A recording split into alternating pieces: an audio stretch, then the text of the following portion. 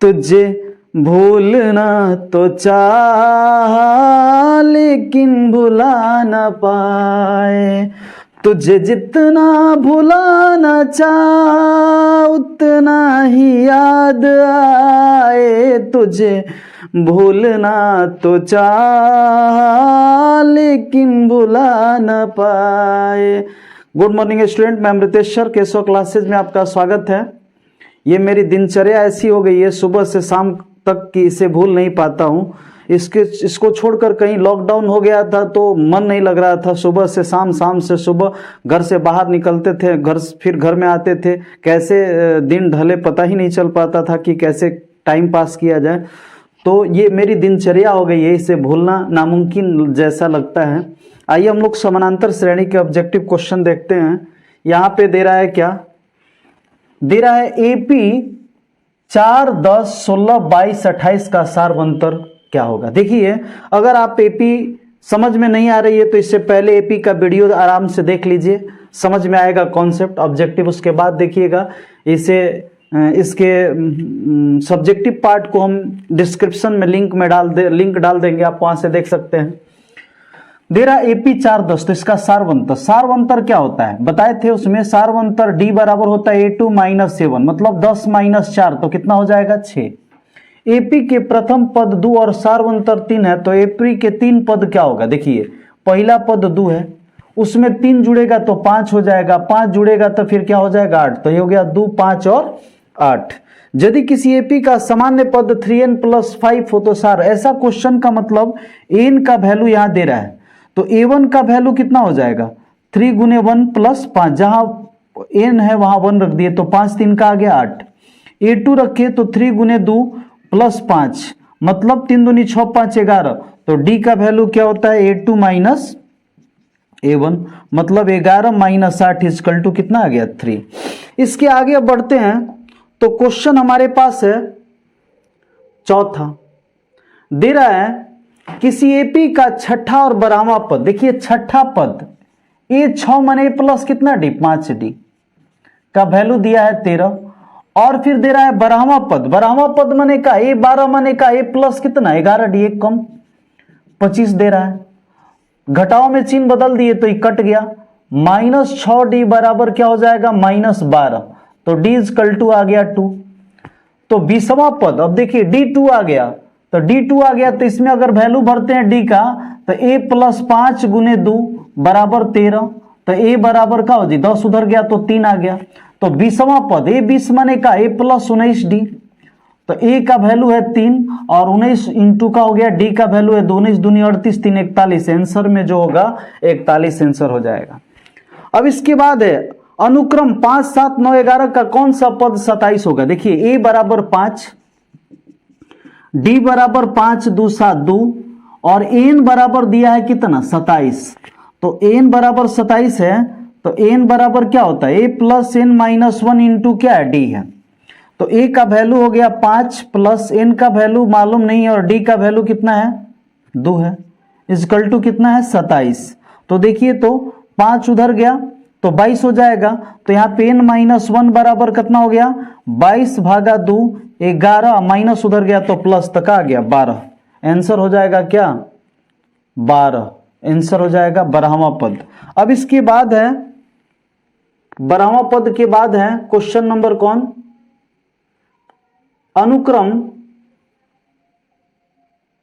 अनुक्रम कितना है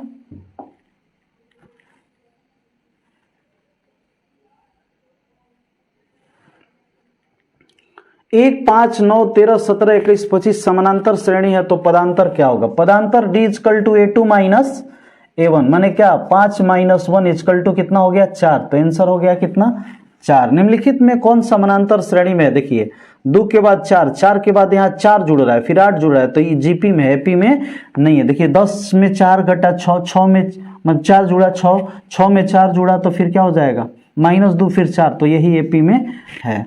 इसके बाद है क्वेश्चन, 3 संख्याएं एपी में है तथा उनका जोगफल 24 है, तो उनके वर्गों का योग 20 है, तो वे संख्याएं क्या है। सिंपल है। देखिए, पहला चीज है कि 3 संख्या है और उनका योग 24 होना चाहिए, तो देखिए, तो 8, 4, 12, 12, 24। उनके वर्गों का योग 20 होना चाहिए। तो वर्गों का योग 20 होगा, 4 के स्क्वायर, 8 के स्क्वायर, 12 के स्क्वायर, कभी 20 नहीं होगा। इसमें किसी का 20 नहीं होगा। तो ये क्वेश्चन क्या है? गलत है। 0 और 50 के बीच विषम संख्या, 0 और 50 के बीच विषम संख्या कौन गो है? 25 गो है। और विषम संख्या का योग n स्क्वायर होता है, 25 के स्क्वायर 625। आगे दे रहा है किसी एपी की 4 संख्याओं का योग 40 है। 4 संख्याओं का योग कितना है? 40 है। उनकी पहली और चौथी संख्याओं का गुणनफल 11 है, 91 है। तो देखिए पहला चीज देखिए, 13 सत्ते 91 और सब जोड़ने पर क्या आ गया? 40। इसमें 19 चौक 91 नहीं आ रहा है, ये 14 छक 91 नहीं होगा और 20 3 91 नहीं होगा। तो आंसर कौन हो गया? यही हो गया। समानांतर श्रेणी 10 7 4 का 30वां पद देखिए, a बराबर 10 है और d बराबर -3 हो गया। तो 30वां पद माने का a plus 29d, a plus 29d। a का वैल्यू कितना है? 10 प्लस 29 इंटू डी का मान कितना है? d का मान है -3, तो हो गया 10 माइनस 87 इक्वल टू -77। तो -77 ये हो गया आंसर। आगे है क्वेश्चन कि समानांतर श्रेणी इतना का 11वां पद क्या है? 11वां पद देखिए, a बराबर हो गया -3, d बराबर हो जाएगा -1/2 -3, दोनों का एलसीएम हो गया 2, तो -1 प्लस 3 यानी का आ गया 2/2, कट के कितना आ गया? 1, कट के आ गया कितना? 3 दूनी 6 हो जाएगा, 6, तो 5/2 आ गया, 5/2। तो 5/2 जब आ गया तो कौन पूछ रहा है? 11वां पद। 11वां पद माने प्लस को डी, 10d। a का वैल्यू आपका -3 दिया है, 10 इंटू डी का मान है 5/2, 25 -3 प्लस 25 माने कितना? 22। तो आंसर आपका हो गया 22। समानांतर श्रेणी 2 7 12 का 10वां पद, 10वां पद माने का? 10वां पद माने a प्लस कितना? 9d। a का वैल्यू है 2 और प्लस 9 इंटू डी का वैल्यू यहां दिख रहा है 5, तो 9 5 45, 2 कितना हो गया? 47। कह रहा है एक एपी के 15 पदों का योग क्या होगा जिसके प्रथम और अंतिम पद 5 और 75 है। देखिए योग बराबर होता है SN बराबर n/2 into a plus n भी होता है। अगर इस हिसाब से चले तो 15 पदों का योग तो 15/2, a का वैल्यू 5 है और n का वैल्यू 75 है, तो 75 5 80, 40 दूनी 80, 15 गुने 40, 15 चौके 60, कितना हो गया? 600। आसानी से समझ में आएगा। प्रथम 200 प्राकृत संख्याओं का योग क्या होगा? तो 200 प्राकृत संख्या का योग होता है n इंटू n प्लस 1/2, तो क्या हो जाएगा? यही हो जाएगा। आगे है 107 और 253 के बीच 5 से विभाज्य संख्याओं का योग क्या है? देखिए 107 253 के बीच, तो 107 माने का 110 115 और अप टू कहां तक है? 253 माने का 250 तक।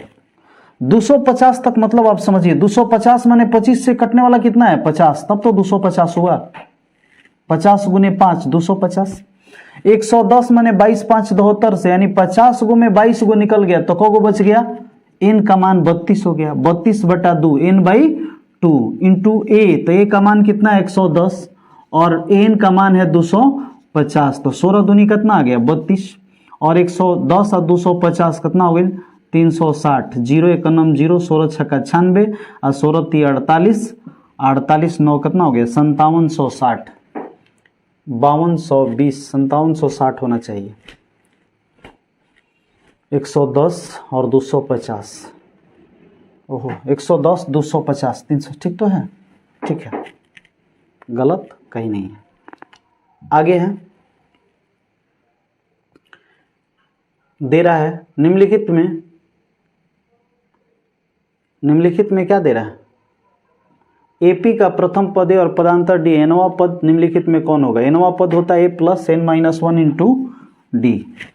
यदि एपी का प्रथम पद है पदांतर डी, इसके प्रथम n पदों का योगफल क्या होता है? n पदों का योगफल होता है n/2 2a plus n-1 into D. तो इस तरह से इसका ऑब्जेक्टिव 18 बन गया, 18 तक बन गया। 19 में हम लोग पहुंचे तो क्या देख रहे हैं?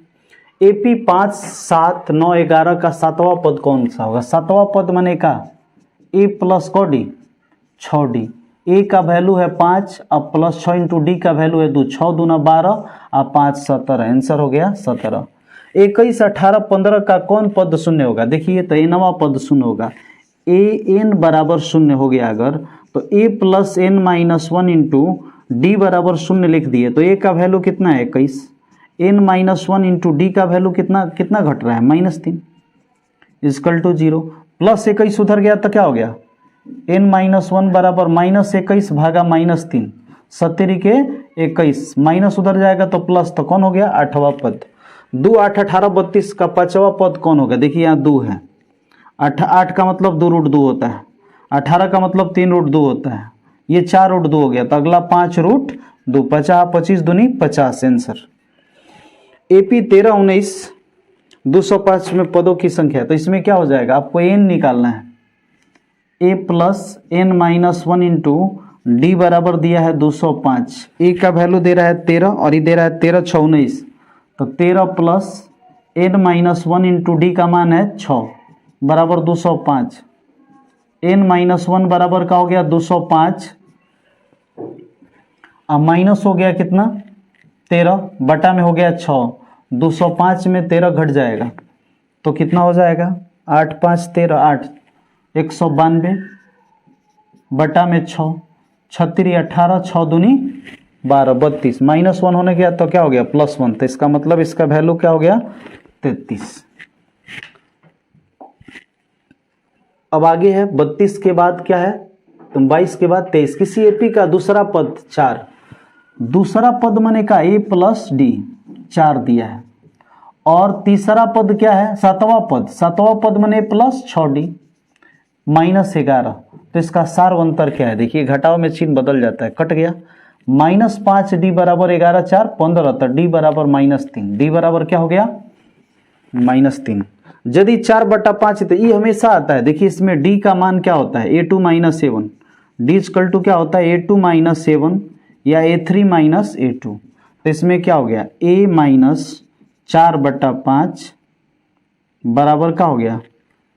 यहाँ 2 माइनस ए, सॉल्व करेंगे तो a माइनस इधर आ गया तो प्लस ए बराबर 2 प्लस 4 बटा का आ गया 5, तो 2a बराबर कितना हो गया? दोनों का एलसीएम 5, 5 दूनी 10, 4, 14/5, 2 से कट गया तो 7/5, a का वैल्यू आ गया 7/5। अब देखिए 25 दे रहा है, समानांतर श्रेणी 2, 6, 10, 14 का कौन सा पद 82 होगा? तो a plus n minus 1 into D बराबर अगर हम 82 रख दिए तो a का मान है 2 plus n minus 1 into D का मान कितना है? 4 बराबर 82, प्लस 2 इधर जाएगा तो -80 हो गया, और इससे कट जाएगा तो 20 हो गया, n बराबर 20 प्लस 1 कितना हो गया? 21। समानांतर श्रेणी इतना का 10वां पद, देखिए ये 10वां पद माने का a प्लस 9d, और a का मान कितना है? 54 प्लस 9 इंटू डी का मान कितना कितना घट रहा है? -3, तो 29, 27, आंसर आपका क्या हो गया? 27। p + 1 इतना इतना एपी में है तो p का मान एपी में है, तो देखिए दूसरा माइनस पहला 2p + 1 में से अगर p + 1 घटाएंगे यानी a2 - a1 बराबर हो जाएगा a3 - a2, 2p + 1। अब क्या होगा? कितना हो गया?